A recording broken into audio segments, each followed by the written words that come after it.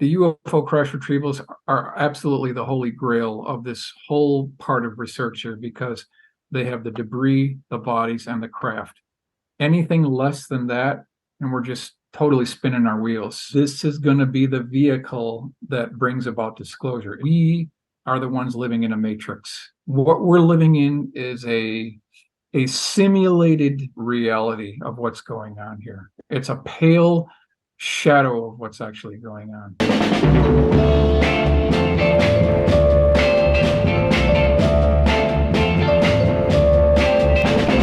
Welcome back to another episode of the Expanded Knowledge Podcast. Tonight we have a very special guest, Michael Schratt, and tonight we're going to be talking about UFO Crash Retrievals, which Michael is an expert at.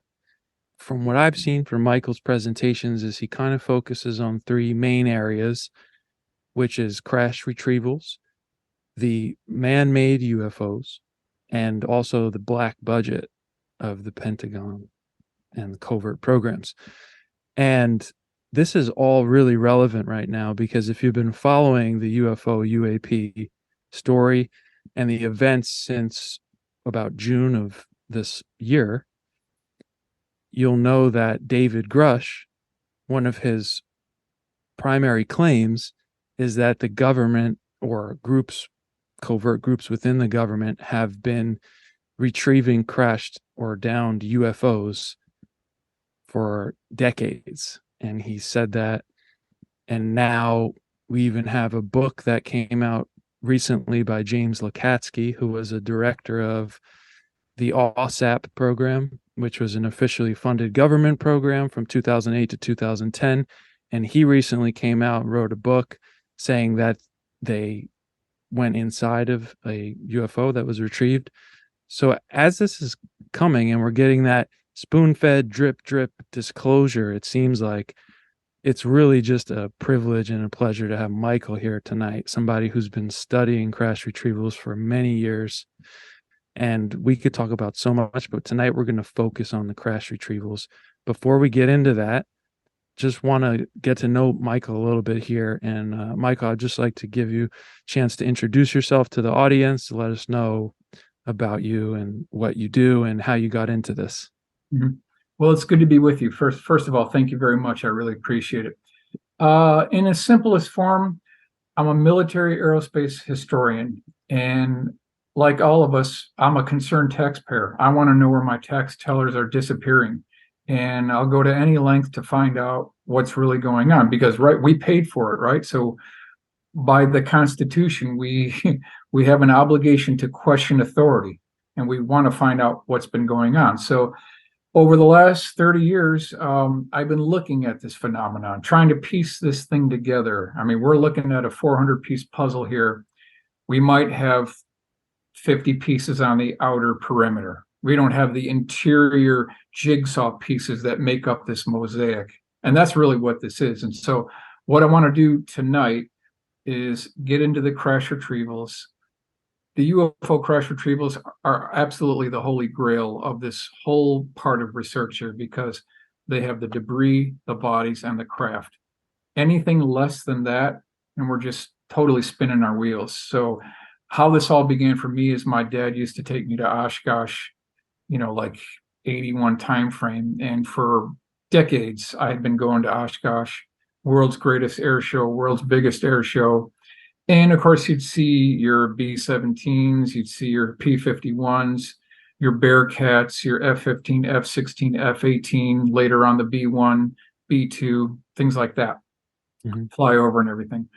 Those are all kind of like known technologies. But then I started getting into the gray type of aircraft, the black aircraft, the aircraft that are in between the black world and the white world, partially declassified, and then start tracking down where our black budget funding was disappearing to and piecing this all together. That's kind of where it started for me.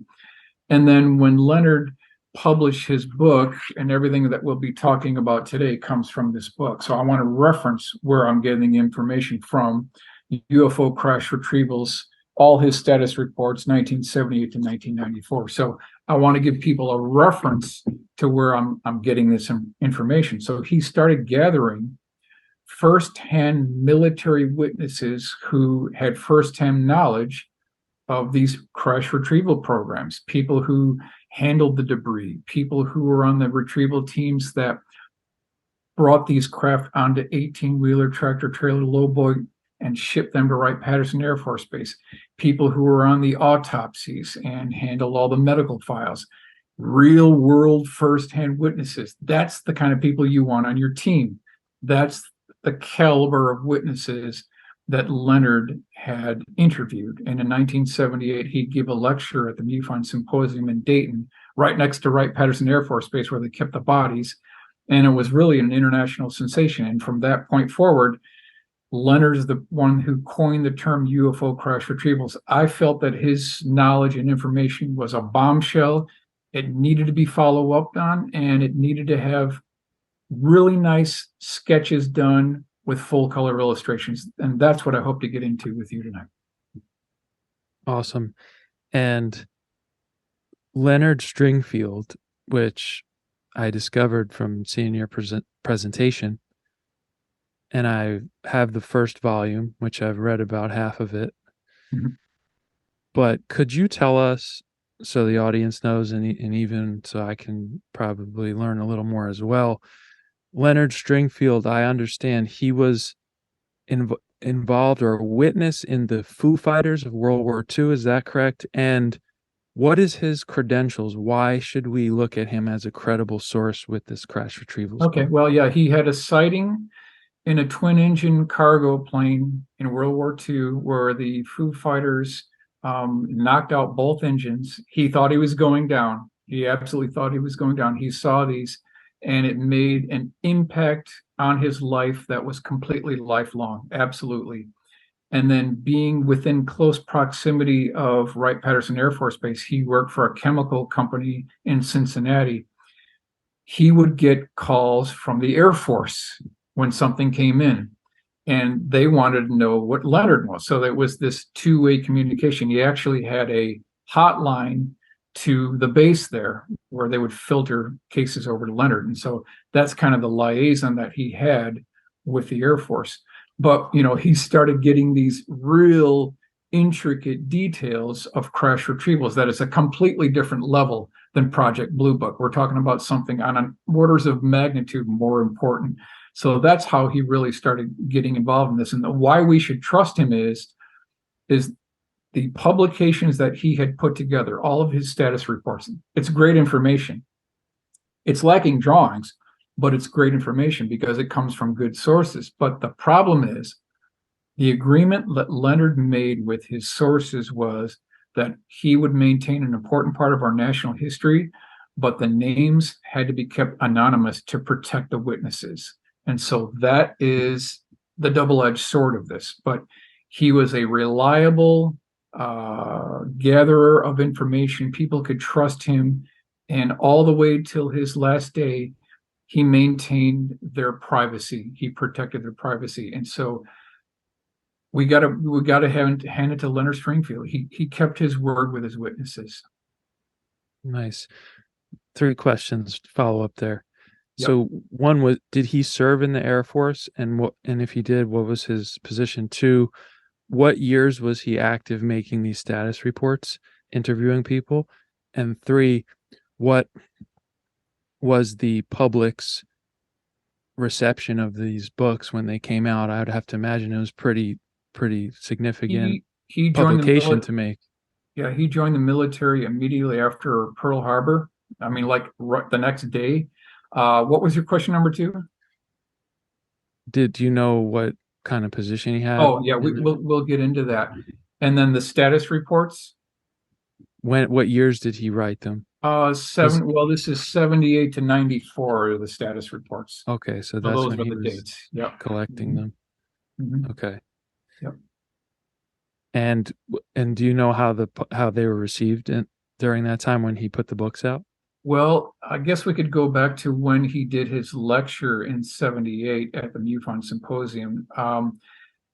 He took some hits for giving that paper, Retrievals of the Third Kind. He presented a paper that really highlighted about 12 of these military witnesses. Now, he couldn't give their names. And so the people at the symposium were very skeptical, and they grilled Leonard.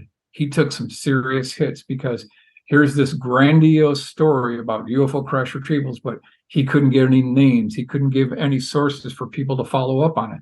So there wasn't a third party independent analysis of his paper. And so that's why he was kind of grilled at this MUFON symposium. But you can't blame him, because these witnesses had to keep their names under wraps.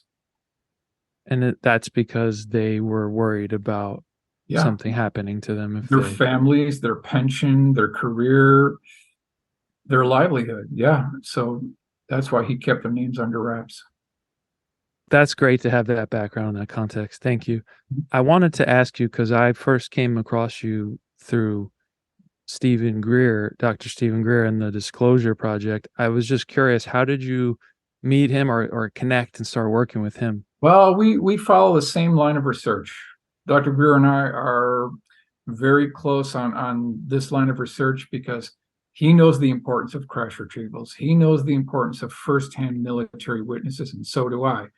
And Dr. Greer is convinced that this is going to be the vehicle that brings about disclosure. It's going to be the firsthand military witnesses, not a light in the sky, not a single civilian sighting, but a real military witness coming forward with, it's got to be the physical evidence that's going to do it, but it's going to come from the military witnesses. So in that sense, we're the same mindset here.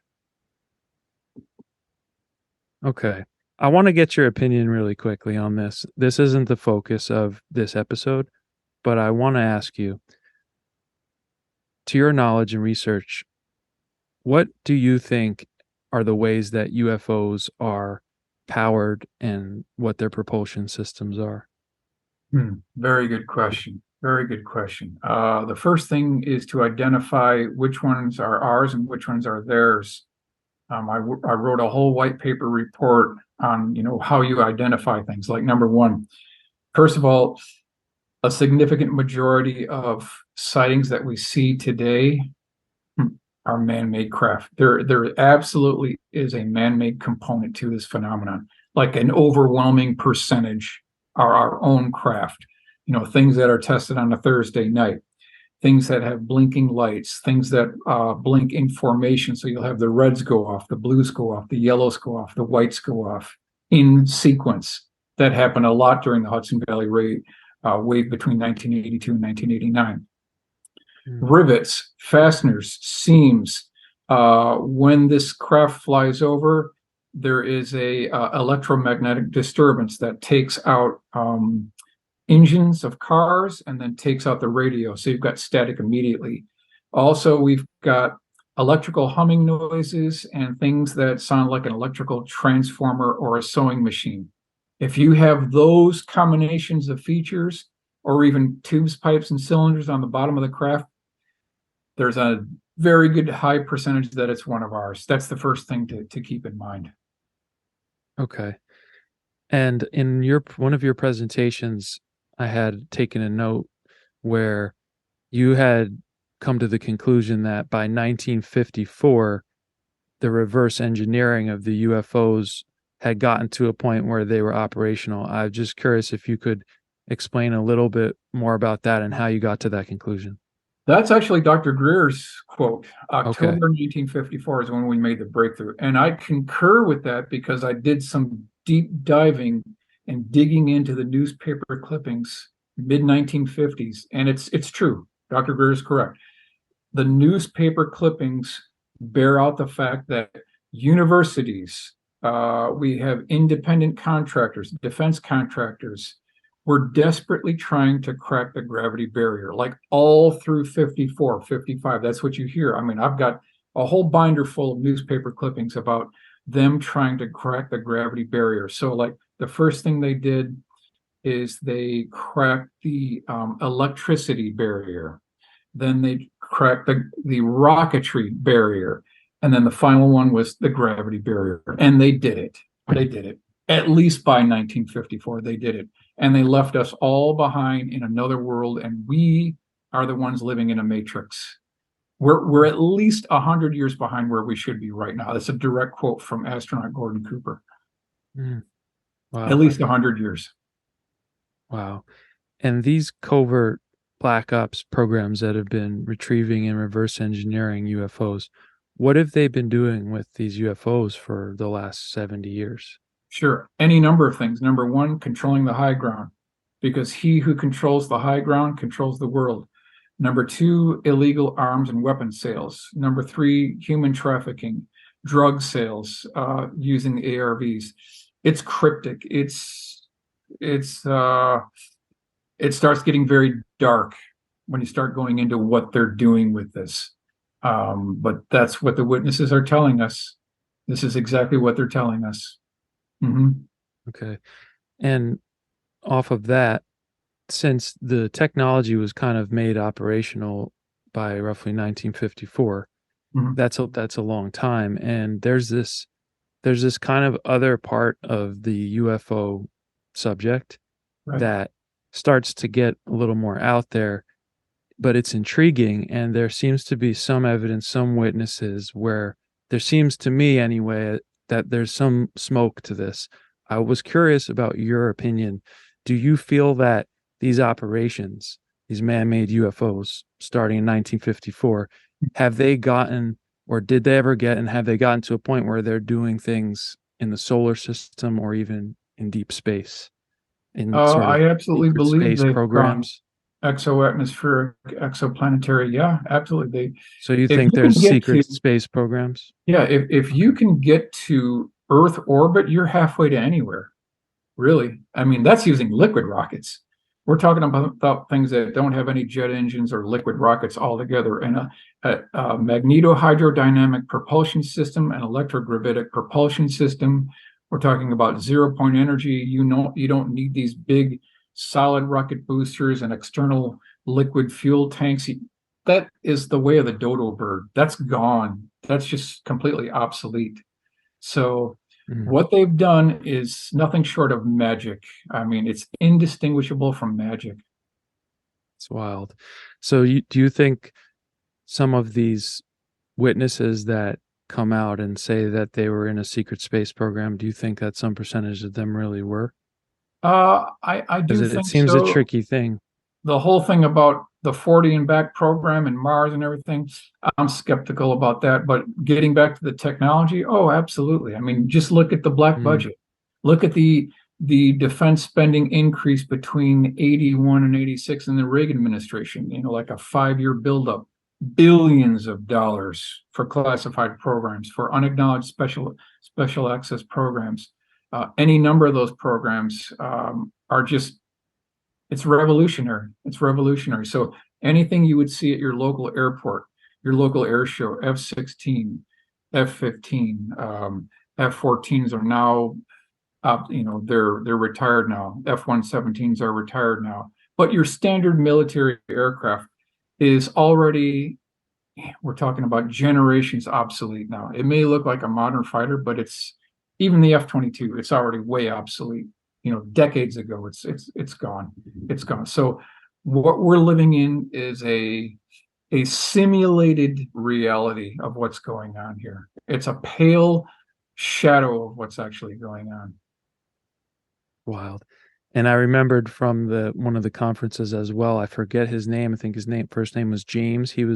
He's a well-known aerospace historian, Jim writer. Goodall, yeah, Jim Yeah, Goodall. Jim Goodall. And Uh-huh. he said that the who was the owner, the president of Lockheed Skunk Works, told him right Mhm. before he died, he told him, you wouldn't even, anything you could imagine we have there. I found that really interesting because why would Jim Lovell or Lowell? Sorry. Jim Goodall. Goodall. Jim Goodall. Why, why would he just make that up with his kind of reputation? So I was like, Correct. wow, Correct. that's pretty interesting. Yeah, I mean, when you have all these separate data points coming together as a united coalition, now you can start seeing what's going on here. Yeah. Yeah. So before we get into now the history of the crash retrievals, I have one more question. Sure.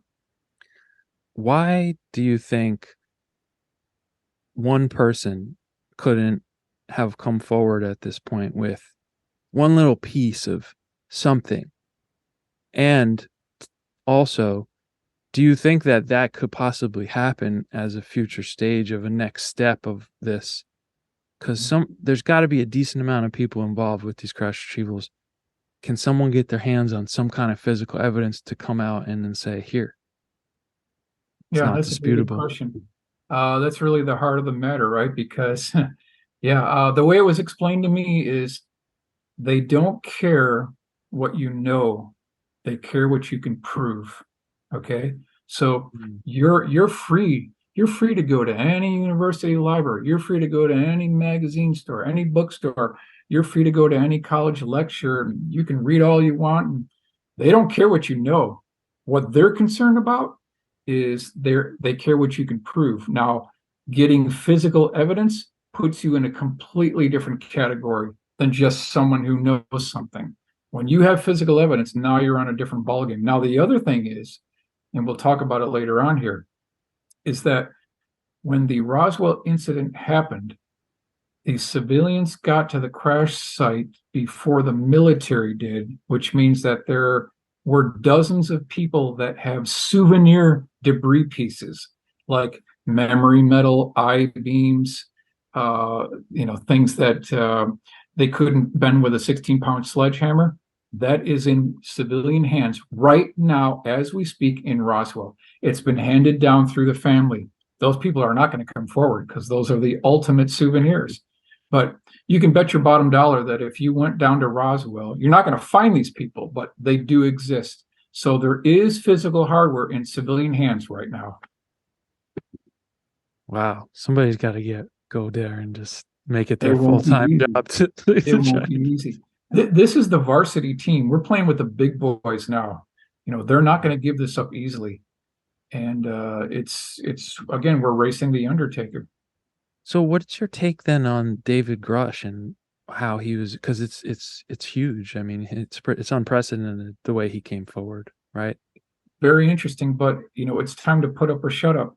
He talks about the ongoing crash retrieval program with Kraft and what he called biologics. So let's get in the skiff. Let's get the information. Let's get that detailed information to congressmen and senators. Let's have them interrogate their bosses and get to the bodies and the craft. Didn't happen. Didn't happen. So to me, it's a fail. There's got to be another avenue, and this is what Greer has put together. He has put together a vehicle that has already passed, a vehicle where witnesses can come forward without any negative implications to talk about what they know, firsthand knowledge of these crash retrievals that can lead to their bosses, that can lead to the bodies in the craft, and that's what we're shooting for. Mm. Great point. Great point. So, folks, with all of that wonderful context, we are now going to shift gears a little bit, and we're going to get into the history of UFO crash retrievals. We're going to take a look at it. And Michael he's got awesome illustrations, and it brings it to life. So it's really great. Michael, before we dive into it a little bit here, I had taken notes from Michael's presentation where he could go for hours with the crash retrievals. There's so many, and presents them all well with so much detail. So I think it was about a 90-minute presentation I watched. So for our podcast episode here, I have some notes, kind of want to bring up some cases, but I'm also going to just let Michael do his thing as well. We're going to find a balance there. I did want to ask you, when I've looked at in my research, it seems that there's people and there's some evidence that say there was one of the first crash retrievals, if not the first, that the U.S. got their hands on was in 1941 at the Cape Girardeau, Missouri. Mm-hmm. And then right after that, there was the 1942 Battle of Los Angeles, where they were shooting at them, and apparently the Navy and the Army both kind of got one. Navy got one that landed in the ocean, and so I just wanted to ask you about those before we move on from there to like Yeah, I Roswell and all mean, that. at very least, we've got crash retrieval programs going on long before Roswell, and we are going to talk about Cape Girardeau for sure. So we're Okay, talking so Sigel as well. Yeah. hmm okay. What about Battle of L.A.? I haven't really Leonard done a Stringfield lot of didn't mention that. lot of information. No, he didn't talk about Battle of LA too much at all. It's my understanding that two craft were recovered. Um, and it's interesting to find out that in conjunction with Cape Girardeau, we already had three and then possibly four, maybe five by the time we even got to Roswell. So we're already five in by that time. It's wild. It's wild. And Roswell gets a lot of the buzz because of, like you said, civilians got there first. The press even came out and said it, so it kind of slipped by. So I would, as much as we can, I'd love to go chronologically, because this is starting in the 40s and it's going right up through the 2000s. And one of the first things that really jumped out at me at your presentation, blew my mind, was this 1946 Arkansas disc that was at Wright-Patterson, where they were Uh-huh. using a diamond tipped drill bit to try to Yes. get into it, and they couldn't. So I want to just start you there, and then All right. So Wright Field, Dayton, Ohio, 1946. It had not become Wright-Patterson Air Force Base until it was 1947, because it was the Army Air Corps at the time. So it had not become Wright-Patterson Air Force Base until later. The source for this information comes from this book, Final Frontier, Secrets NASA Doesn't Want You to Know, Clark McCullen. I got to give him credit for that. Now, in this book, wow. it talks about this particular incident. This is 1946. This is retrieved from Arkansas on a railroad flat car. That's where this thing came in. This is the original sketch. It was Wow. 15 feet in diameter, 7 feet tall. It had no rivets, no seams, no Zeus fasteners, no hot socket head cap screws. Appeared to have no visible means of propulsion. There were no seams. We talked about that before. There was a series of what looked like windows wrapped around the outer circumference of the craft itself. It had a column that began from the central portion of the bottom of the craft, went all the way up to the top of the craft. No seats, no control panels, no buttons, no switches, no dials, no levers. Wow. This was the AutoCAD drawing that I put together based on my SolidWorks model. And in here, you can see the dimensions: 15 feet in diameter, 7 feet tall. This flat section was 1 foot 6 inches, and then it had this polished aluminum exterior. Again, you've got the 3 foot diameter column that rose from the bottom to the top. And if you look on one of these windows, I've got a red dot. That is the attempted point of entry where they tried to get in using diamond tip drill bits, and they failed. On the upper right, I've done a detailed view showing you the interior section, which was quote unquote antiseptically sterile looking. That's what this thing looked like. And I've got two other cases where white lab coat technicians were using diamond tip drill bits to get into these craft. I've got two others. So this is not completely uncommon. This is something that I've heard before again and again. This Wait, was my first pass drawing. Go ahead. could we go back one real quick? Sure, no That problem. column, what do you think that's for functionally? I'm not sure. I'm Okay, not sure. that's really interesting. I don't know. Okay. I'm not sure. This was the first pass illustration that I put together, giving an indication of what this thing may have looked like. And then this is Joseph Wraith's drawing. Got to give him credit. He did a really nice full color illustration, and you can see, I mean, this thing is essentially seamless. There's no rivets. There's no Allen head screws. I mean, this thing is built like on atomic level, where they're building atom by atom, stacking these things up like it was built on a 3D printer. That's what these craft are giving us the impression. Again, this is 1946, came in from Arkansas on a flat car. And then here's Ruby's drawing. So this private, he goes up, he has to deliver a message to one of the commanding officers there. He's met with a friend who is a MP guard, and he says, "You know what? I got something I want to show you." So he brings him in this hangar, and they go inside this hangar, and here is this dish-shaped craft sitting on the concrete hangar floor. There was a tarp folded up off to the right of the craft.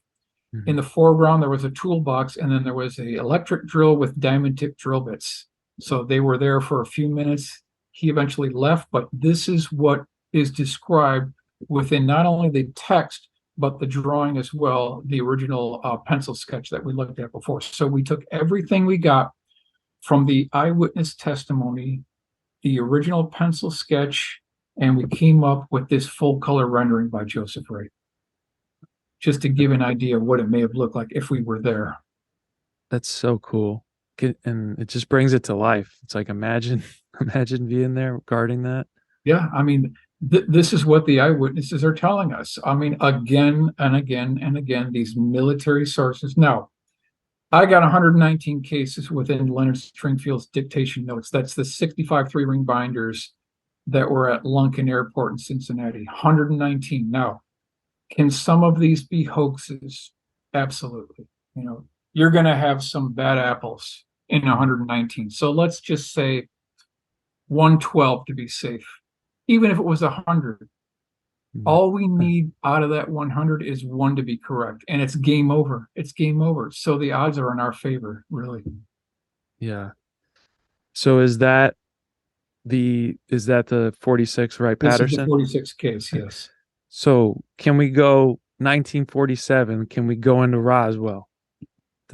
Got you covered, brother. The famous one. Covered. We got to do this one for the audience. Sir, we got you covered. Okay, so now I'm going to go here from current slide. It's important that we drill down on this map because I think people forget the overall big picture of what we're looking at here. Now, if you look at the bottom of the map, you've got Roswell. If you go approximately 65 miles northwest of Roswell, you get into kind of like the Corona area. That's where this thing actually took place. Not really in Roswell, but off to the northwest. Now, the big dot that I've got here is the debris field. We want to start this about 5 miles north of the debris field, something called the touchdown site. That's where this whole thing began. And at the touchdown site, Lincoln LaPaz and Louis Rickett, 509th Bomb Group member Louis Rickett, discovered two things that aren't really talked about. Number one, they discovered fused green glass. That's the first thing. Second thing is they discovered a seamless black box that no one knows to this day if it was ever opened. We have no idea. Maybe it was. I don't know. And I don't know anyone who does know. It could still be unopened to this day. And La Paz went on the record saying he found that thing. We have documented evidence from Lincoln LaPaz and Louis Rickett that they did recover a seamless black box. So that's been documented. So right off the bat, you can take out the weather balloon, right? Because you're not going to get a weather balloon to fuse sand from the New Mexico desert together and turn it into green glass. That's not going to happen. So right off the bat, you can write off the complete weather balloon thing. Now, 5 miles south of debris field, that's where we of the touchdown site. That's where we've got the debris field where Mac Brazel and 7-year-old Timothy D. Proctor picked up 3 types of debris, and we're going to talk about that later. Now, the trajectory here is from the northwest to the southeast. That's the indicated flight path with the arrows. Over on this secondary part here where I've got this big mark, that is the crash site. So now there were 5 bodies recovered and 1 was still alive. At the crash site, they recovered 2 bodies. 1 was still living. Approximately 2.5 miles west of the crash site is the second body site where they recovered another 2 for a grand total of 5 and 1 was still alive. So that's the overall 10,000 foot look down view on what we're talking about here. Now we can go to the illustrations to get a real feel of what we're talking about here. This is the landscape of where all this went down. So there's no trees really. It's remote by car, but not by plane. So that's something to keep in mind too. So here we have morning of July 3rd, 1947. Actually took place on the night of July 2nd, 1947. Bill McDonald would tell us that it was July 4th, and he may be correct. So that's the timeline we're talking about here.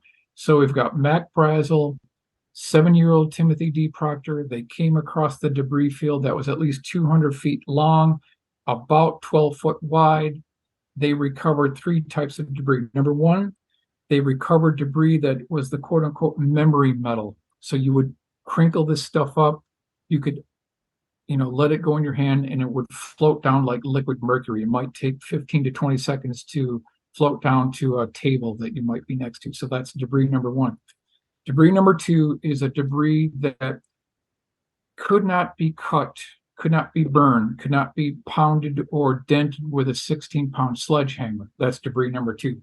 Debris number three, which young Jesse Marcel Jr. had talked about, were these strange I-beams that had this hieroglyphic writing on the inside wall of the I-beams. So that's, in a nutshell, the 3 types of debris. Now we'll go to the crash site. So you've got whatever the biological material was on the night of the 2nd, the 3rd, the 4th, the 5th, the 6th, and the night of the 7th when the crash retrieval operation began. So they had these light-all vehicles on the night of the 7th. On the morning of the 8th is where the crash retrieval operation really started going into place here. Now, off in the background, you can see a water tank and a windmill. That's where this thing came down. Randall and Schmidt had talked about what this thing really is here. And we've got a 13-foot wide egg-shaped craft with a dome on top. And we have a hull breach on the side of the craft. You can see the survivor off to the left. Don Schmidt talks about this thing being an egg-shaped craft. Bill McDonald believes it's more of a manta ray shaped craft, kind of a biomorphic manta ray craft with 2 inward canned vertical stabilizers. That's the other avenue of thinking here, and he may be correct. Now, you've got the 18-wheeler tractor trailer low boy in the background. We've got the 6x troop transport. So in this illustration, we just want to give an idea of what the retrieval operation would really be looking like as it was in full gear here. And we're going to move on to the next slide here. So how did they get the craft onto the 18-wheeler?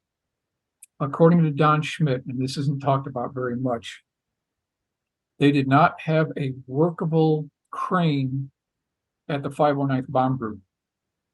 So they had to contract out a local contractor from Roswell that drove all the way up to the crash site, and they hoisted this thing onto the 18-wheeler. And that's the sketch by Rudy here. And this is what this looks like here. Something like this, loading it up onto the 18-wheeler tractor trailer. Something that looks like this. Again, the configuration of the craft might be a much more biomorphic, manta-shaped, aquatic looking, but this is according to Don Schmidt. All right, next one. So now we're at July 8th, 1947, and we know the timeline. We've got the timeline plus or minus 5 minutes because there were multiple eyewitnesses in conjunction with 2 paper boys that saw a military convoy go right down Main Street. You can follow this path today. So there were at least 2 Jeeps up front. There was a tractor trailer with an egg-shaped craft covered by a tarp.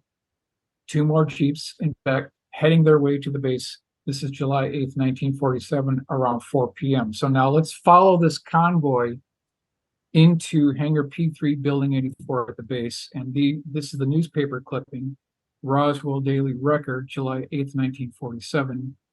Roswell Army Airfield captures flying saucer on ranch in Roswell. Now, within 24 hours, they changed their story, and now we have General Ramey empties Roswell saucer.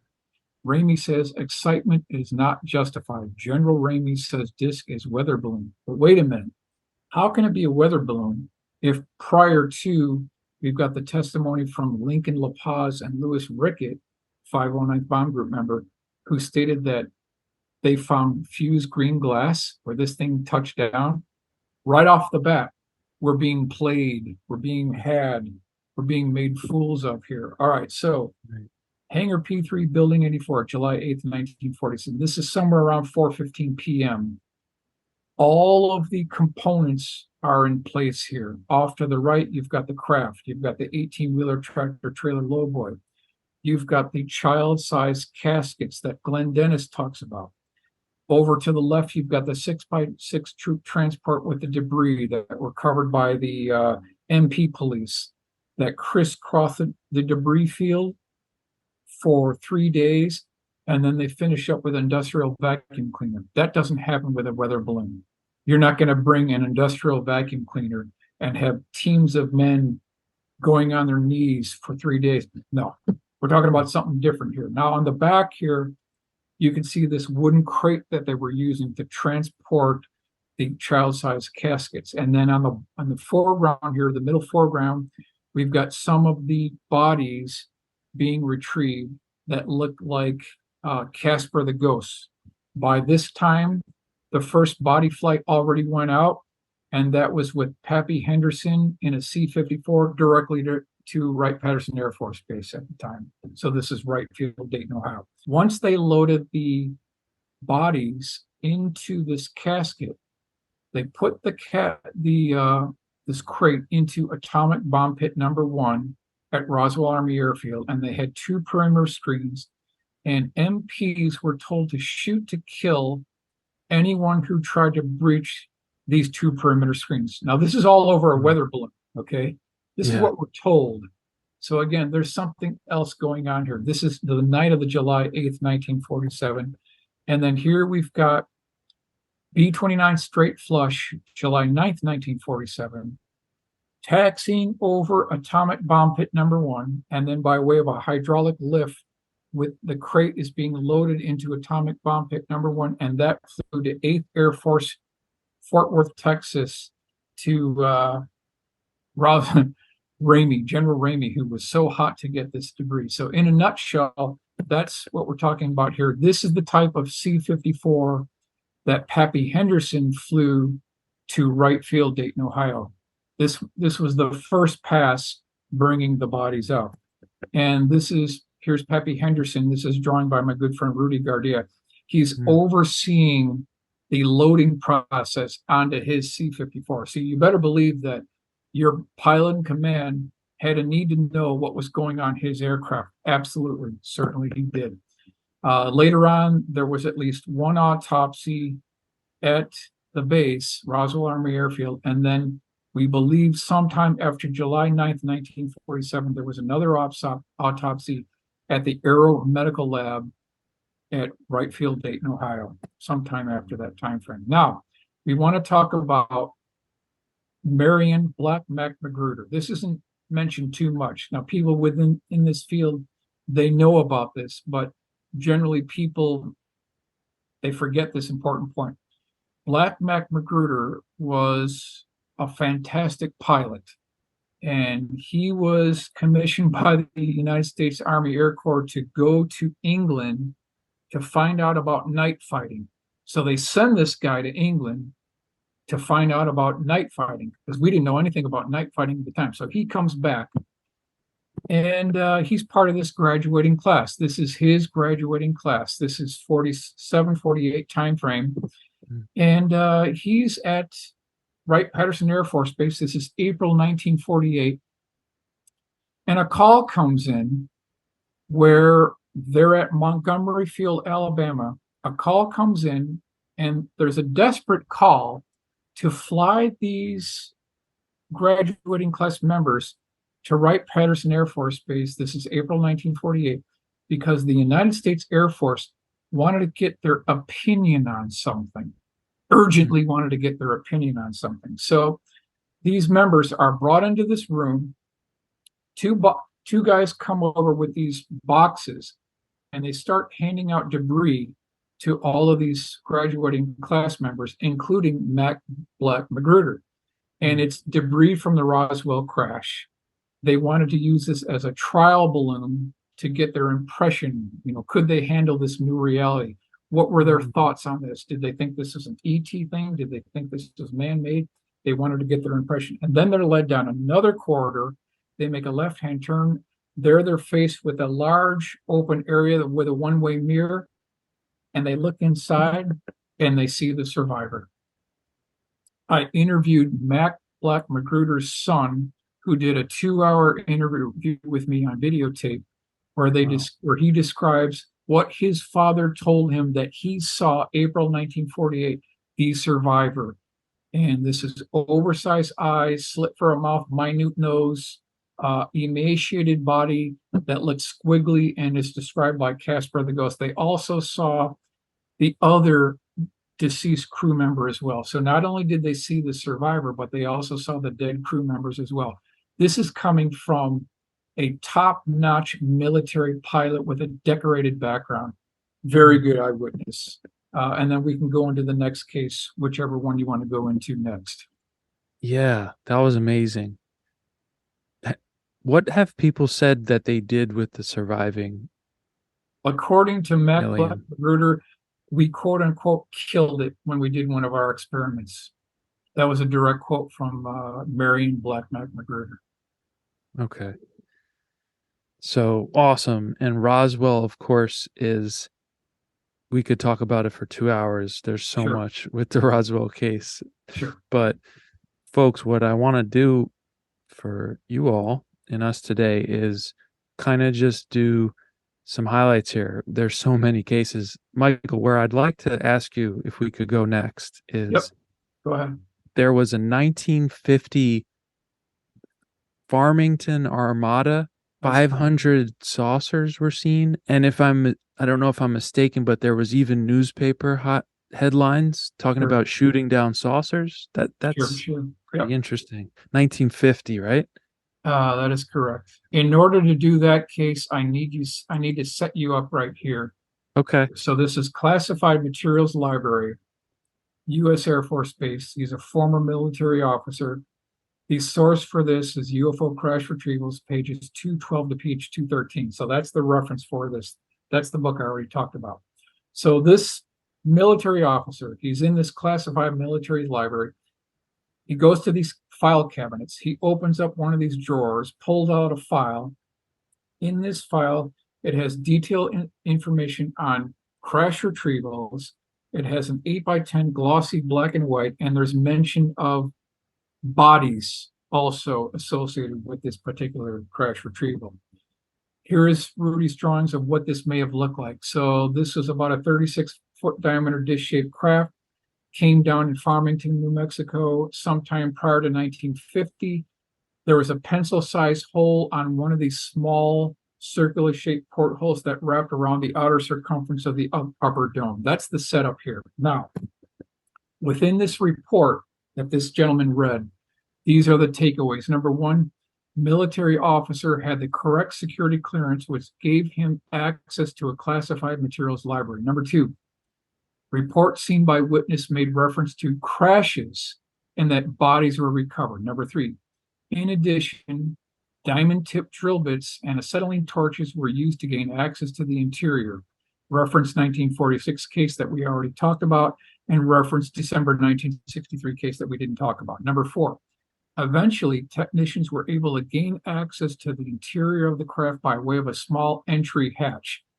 The report said that, referring to the door, that it was, quote, almost as if the material of the craft liquefied and then solidified again. So the point being that the seams on these craft, if you can call them seams, are so fully integrated into the fabric and exterior of these craft, they're absolutely indistinguishable. You could not put a razor blade in between. It's almost like they don't exist, like they're liquefied. That's what these witnesses are telling us. Now, getting back to your Farmington thing here, we need to talk about this because this is like the biggest sighting of all. This is Albuquerque. 500? That's crazy. At once? March 18th, 1950. Hundreds at Farmington report large force of flying saucers. Now, there was a red leader to these dish-shaped craft. They were screaming over. Multiple witnesses saw this, up to 500 of these things, making these erratic maneuvers. They could make 90-degree turns. They could back up in flight, just totally incredible flight maneuvers they were making. This is all 1950 timeframe. Now, what's interesting about this is within just a couple of years, we had the standing order. And I think it's important we talk about this. A standing order to our military pilots, and this is Cincinnati Enquirer, July 29th, 1952. Shoot saucers down, jet pilots so ordered in 24-hour air alert. A standing order to shoot these things down. And we'll talk about a couple of these. Jets keep 24-hour alerts for saucers. Pilots ordered to down objects if they don't land. On the saucer trail, pilots told to shoot them down. Jets on 24-hour alert to shoot down saucers. Okay, they were using the F-94 Starfire to try to intercept these craft, which is very difficult because they could leave these things in the dust. If you want to see one of these, you can go to the Pima Air and Space Museum in Arizona, which has these rocket flaps in the closed position. If you go to the Air Force Museum, Dayton, Ohio, they've got it open so you can see the two variants, same craft, but one with the flaps closed and one with the rocket flaps deployed in the open position. And I also want to talk about the drawing that Rudy put together on one of these attempted intercepts. So this is what was going on in the early 1950s, where our military pilots were trying to shoot these things down. One other quick thing that I think we should mention, this is within the book here, and this is a letter sent to Mildred Bissell, October 2nd, 1979. I'm just going to rip through this real quick here. This is what she said. I heard you speak at the MUFON Symposium in Dayton last year, and I am interested in your research on retrievals of the third kind.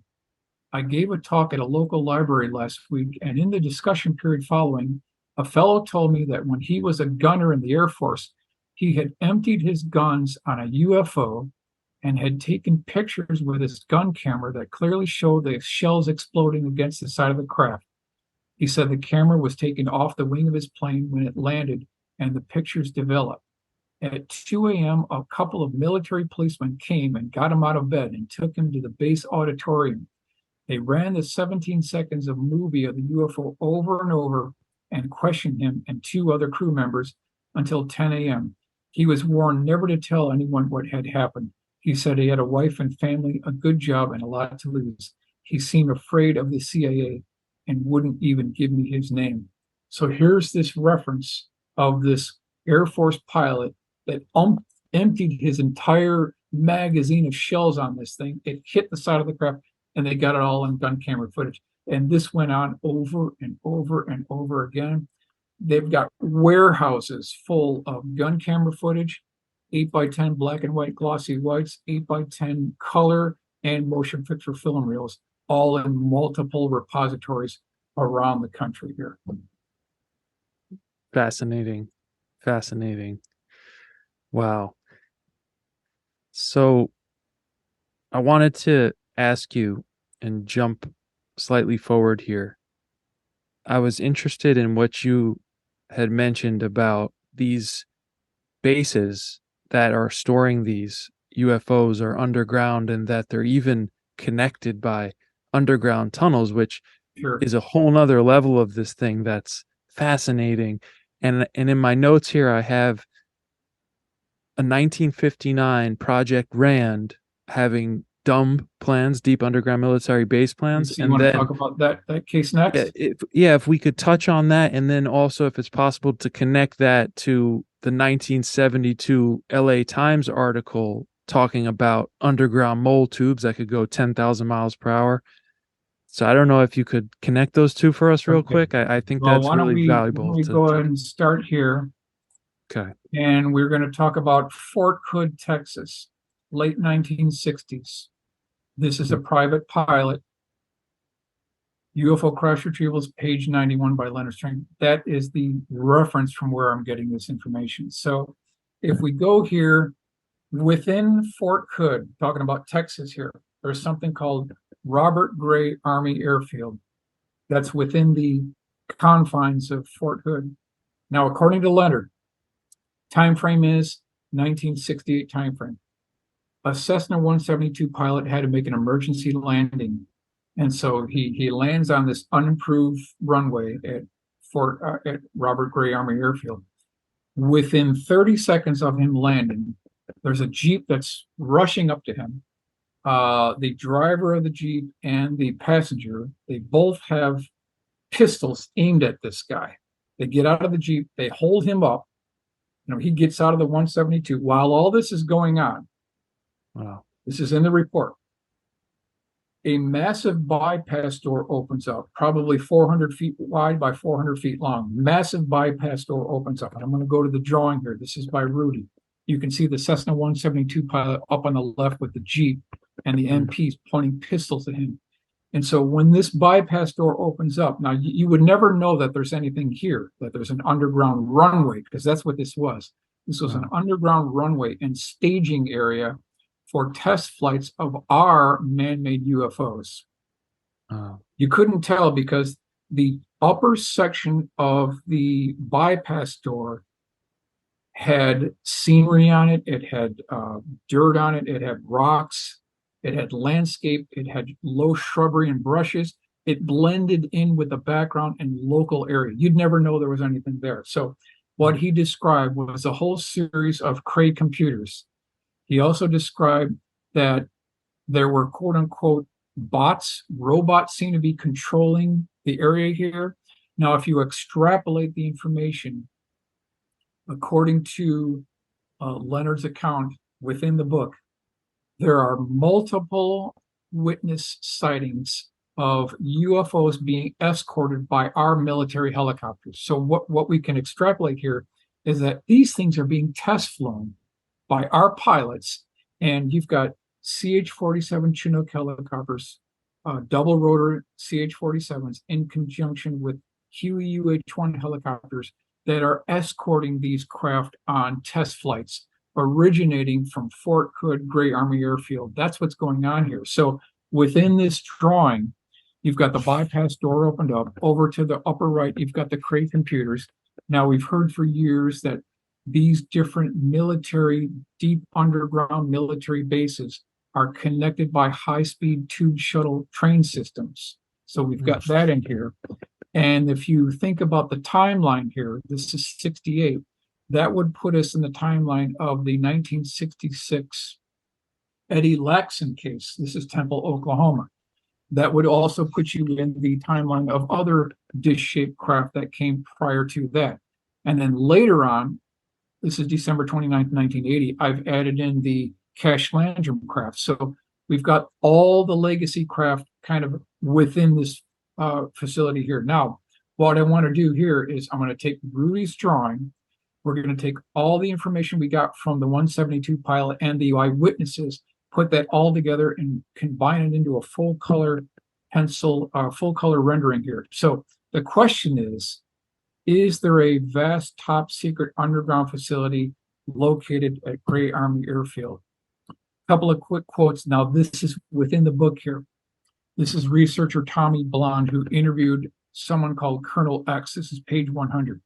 The colonel stated that underground installations, as well as isolated areas of military reservations, have squadrons of unmarked helicopters which have sophisticated instrumentation on board that are dispatched to areas of UFO activity to monitor these craft or airlift them out of the area if one has malfunctioned, like in Cash Landrum.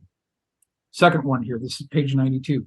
Quote, the technology that is being applied in this underground complex would remind someone of a science fiction thriller. It is unbelievable what they know and can do from this area. Two very important quotes that I think are important to keep in mind here. Now, these are the type of helicopters that are being seen ushering and escorting these UFOs. We already talked about how there's an underground facility there. Here's Cash Landrum incident. This is December 29th, 1980. In a nutshell, you've got Betty Cash, Vicki Landrum, Colby Landrum. It's around 9 p.m. at night. They're driving down this deserted road. There's trees on either side. Colby Landrum sees off to the right a bright white light. It keeps approaching them, and then this thing parks itself 150 feet ahead of their vehicle. Betty Cash slams on the brakes, and they're like hysterical. They thought it was the second coming of Christ. They really thought it was that significant. Betty gets out of the vehicle. She goes to the front hood of the vehicle while this thing is about 90 feet tall. It looks like two ice cream cones put together at the widest portion. There's a flat section wrapped around the outer part of the craft, which what looks like windows that were on the, it had an interior light with this light coming out of it. And then as this craft was bobbing down, a blue colored flame would come up from the bottom of this thing, which would allow it to come back up again. And there was a beeping noise that was a proximity indicator that was also going on. Now, by this time, Betty Cash is walking back to the driver's side door. She puts her hand on the latch and burns her hand. And this is December 29th, 1980. It's cold out. When she got inside, they had to put the air on because it was extremely hot. Now, as this thing flies away, no less than 23 double rotor CH-47 helicopters are going after this thing. So that's Cash Landrum in a nutshell. Here's the Clarion Ledger, December 25th, 1983. What did Three Texas encounter? You've got Betty Cash, you've got Colby Landrum, you've got Vicki Landrum, and you've got John Schuessler, who's the primary investigator. Here's the map on where this thing took place. Now, a couple of quick things to keep in mind. Number one, where this thing came down, it left a burn mark on the asphalt. After this event took place, the U.S. Army Corps of Engineers came in, they dug up the road, and they repaved it. 2 weeks later, they dug up the road again and repaved it a second time. So we've got military involvement, we've got Army Corps of Engineer involvement. Right. Second thing is, while all this is going on, Vicki Landrum, while this sighting is going on, she presses her hands up against the dash pad of the vehicle. Her hands melted into the dash pad and made an imprint that was there years after this thing went on. And number three, the U.S. Air Force tried to buy Betty Cash's vehicle. Why would they be interested if there's nothing to this? Okay, here is the final rendering of what Joel Payne had put together. So you've got a C-130. And this picture here is the underground base. Is the underground facility at Fort Hood. Yes. Okay. So off to the upper left, you've got the 172 pilot and the Jeep. You've got the bypass door opened up. Joel had depicted this with a C-130 landing at an underground runway. So you could land F-15 in here, you could land F-16 in here, you could land a C-130 in here. We've got the tube shuttle system, high-speed rapid transport. We've got the Eddie Laxon craft. We've got the Cash Landrum craft, and we've got our CH-47s there as well. That's amazing information. If I could back us up a second, are you able to, could we take a quick look at that 1972 LA Times article about the underground tubes? Yeah, we can do that. Just to look at it real quick. To do that one, we need to set up here, and I'm going to go to from current slide. Okay, so to talk about that, we need to go here. This is Norton Air Force Base, 1973, page 160, case 14. It has to do with an Air Force photographer. He was stationed in Hawaii at the time. He got his security clearance upgraded. He flew to Norton Air Force Base where he joined another photographer. They both get in an Air Force car and they drive an hour from Norton Air Force Base. That's in San Bernardino, California, near Riverside. After an hour, the car stops, dead stop. And then they're lowered into an underground facility. Both cameramen, they get out of the vehicle. They're told to disrobe nude and get into these medical laboratory smocks. We're going to go to the next system here. Here is the drawing. So they're led into this underground facility where there's this cavernous area where they have a crane, and supported in a netting is a 30-foot diameter dish-shaped craft. And I'm going to repeat this again. A 30-foot diameter dish-shaped craft. Their job was to get into a cherry picker, go into the entryway hatchway, and then with a camera start taking photographs of the interior components of this craft, like the display panels, the buttons, the switches, the dials, the levers. Now, once they're in this craft that's only 30 feet in diameter, I'm going to give you the direct quote here.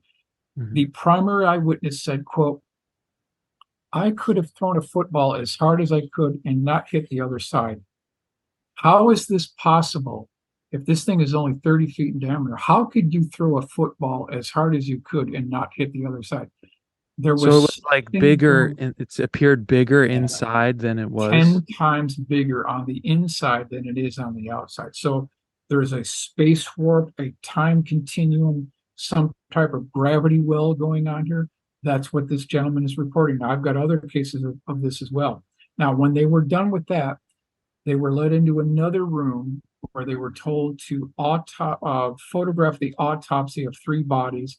And when they had a scalpel, the medical personnel, when they put the scalpel into the incision body portion, there was a green fluid that came out. So I'm going to go to the next full color illustration that gives you an idea of what this may have looked like. This is from Joseph Race. So you've got the craft in the netting, and we're going to zoom in here. Now you can see the craft a little bit better. And then I'm going to take you inside the craft now. Here you can see that you could throw a football as hard as you could and not hit the other side. So this is what we came up with, what it may have looked like on the inside of this craft here. Now, here is the autopsies being performed. So they took photographs of this. So this exists somewhere. This footage, these films, these photographs, they exist somewhere. Absolutely. Now, getting back to what you talked about here, I started digging. And I came up with this article, Los Angeles Times, June 11th, 1972. Tube shuttle using electromagnetic suspension. Look at the headline here. LA to New York in half an hour. 10,000 mile an hour tunnel train plan developed. This is 1972. They've been thinking about this. They've been building this. They've been building and digging these underground tunnels for decades now. This is the blow up. I'm going to go to the blow up here. And now you can see they're using a vacuum, and they've got vacuum pumps. You've got lateral coils. You can kind of see how this thing is actually, how they actually do this using already technology that's known. Now, how do we prove this? What kind of paperwork do we have that can back up that this is the reality here? So then I came across this document. Project RAN, Proceedings of the Second Protective Construction Symposium, Deep Underground Construction, March 24th, 25th, 26th, 1959. Let's go into the document. This is by the RAND Corporation. And they were contracted with the Navy, is that right? Well, and Douglas RAND Corporation aircraft. was a think tank organization. Okay. They're definitely connected with the Navy, but they're joined at the hip with the military industrial complex as a think tank organization. And let's just go over a couple of their points here. This is their own document they're telling us here. Just as airplanes, ships, and automobiles have given man mastery of the surface of the earth, tunnel boring machines and shaft sinkers will give him access to the subterranean world. It is our aim to provide machines which will supply the ever-increasing demand in mining and construction of underground facilities. So, in their own documents, prior to 1972, they're telling us that they're moving forward with their deep underground military bases. And if you start factoring in the billions of dollars in classified funding in the black budget funneled into these deep underground military bases being connected by the high-speed tube shuttle systems that we talked about in the Los Angeles Times article, now you can start piecing this underground black world together. Fascinating. So such cool research. So we have gotten some great samples from 40s, 50s, 60s, 70s, 80s. The last one I want to ask you about here is 1991. Okay. And I have here hold on one second. I lost it. Oh, I have here 1991 Marine Corps diver in Okinawa finds a triangle craft at the bottom of the ocean with hieroglyphic lettering. Correct. This was a call from the Art Bell show. Dr. Greer gets credit for digging this up, so I want to give him credit. Okay. Now, this caller came in and he said that he was part of a retrieval team. So this is 1991 off the coast of Okinawa, U.S. Marine Corps diver. And this is a 50-foot per side triangle at a depth of 1.5 miles. So we're talking way down here. This is way down here. Wow. He goes in this DSRV, and I'm going to go here to the next slide by Rudy. Gives you an idea. When they get to the bottom, what they see is a triangle-shaped craft. It had hieroglyphic writing such a cool picture on the side of the craft, and one of the tips of the triangle had buried itself into the silt. And according to the primary eyewitness supervisor, they gauged that it had been there between 40 to 50 years. So that's the amount of time that this thing had spent at the bottom. And we're at 1.5 miles depth here. They had eventually brought it up. Now, I don't know if they were able to decipher the inscriptions, but he did say that they brought it up. At that point, we want to go to the full color illustration. And this is by Joel Payne. And they're seeing this thing. It's just incredible. So not only do we have these dish-shaped craft, but we've got cigar-shaped craft, and we've got triangles that make up this composite mosaic of these retrieval operations. Fascinating. I love those pictures. Mm-hmm. It really brings it to life. Now, that's important because when you go through this document, I mean, it's a fantastic document, but you can see it's basically just dry reading. There's no drawings, there's no illustrations, there's no full color renderings. And I've kind of made it my crusade over the last 2 years to commit these to drawings, illustrations to make these cases come alive. So cool. Do you think that there are under deep sea bases?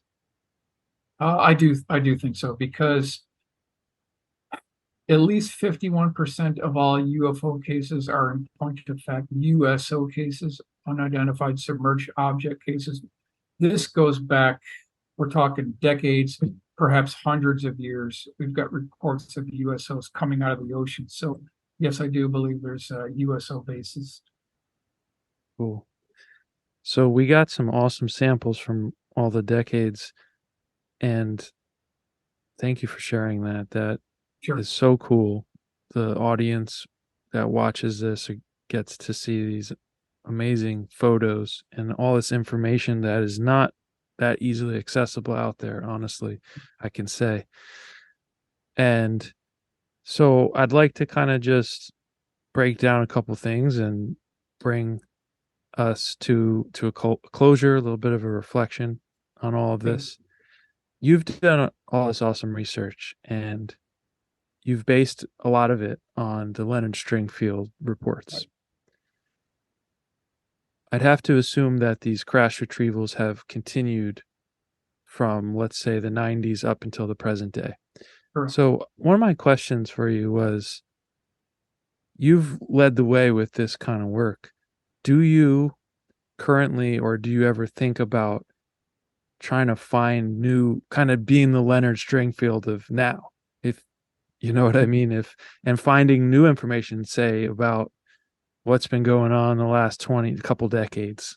Oh, absolutely. But see, that's the thing that we're dealing with here. When you're dealing with the silver bullets, when you're dealing with the crown jewels, when you're dealing with the silver bullet technology, those are the terminologies that they use. When you hear those terms, you're no longer talking about conventional aircraft. When you hear the term silver bullet, that's a classified black budget aircraft.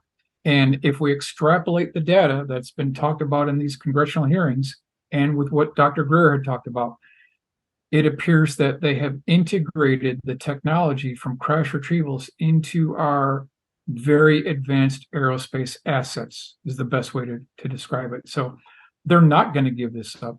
easily. Hmm. It's not going to be easy to dig up, and you're not going to hear about it on the front page newspaper. So that's why it's so difficult to pin down current UFO crash retrieval programs. Yeah. So a lot of this information you shared, the person seeing the body and after Roswell at the base, the other witnesses, there's got to be documentation of these things.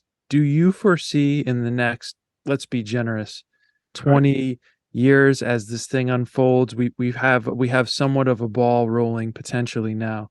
Do you Right. see all this stuff coming out in the next 20, 30 years like, wow, that actually happened. It's out, the documents are out now. Do you see any of this stuff coming out as that? I certainly hope so. And Dr. Greer is pushing forward with a plan to make that happen. But again, without the physical evidence handed together to the scientific community as a united coalition, we're not going to get where we need to get. We've got to get the physical hardware. That's what's going to push it through. The bodies, the debris, the craft, and anything short of that is not going to work. We're at a point now where it's mission critical.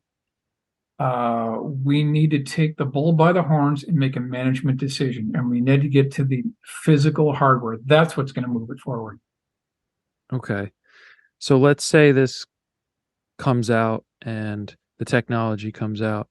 Do you Right. foresee a future where UFOs and that type of air technology is being used instead of airplanes for travel? And what do you see the future being if in a scenario where it comes out in the next 10 years? Well, How do it you would be great. envision it? It would be great if we had that free energy world where we could reverse all this pollution and everything. But what we're up against, and we've been up against this for over 80 years now, we're pushing 100 years. Even what Gordon Cooper had said, we're 100 years behind where we should be.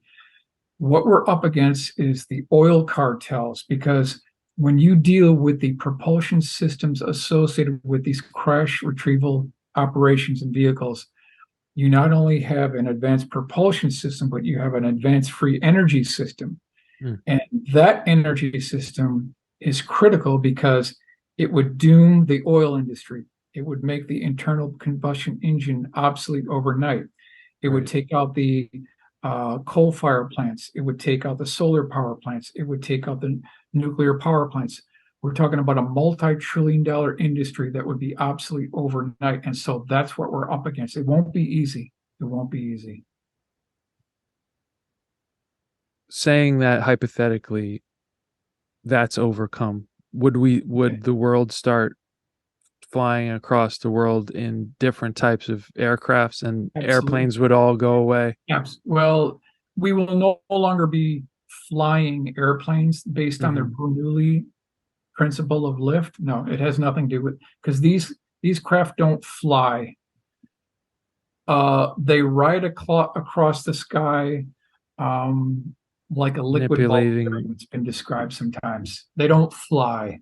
They're In basically manipulating gravity and space time, right? Yeah, they fly across the atmosphere on an oil pathway is the way it was described.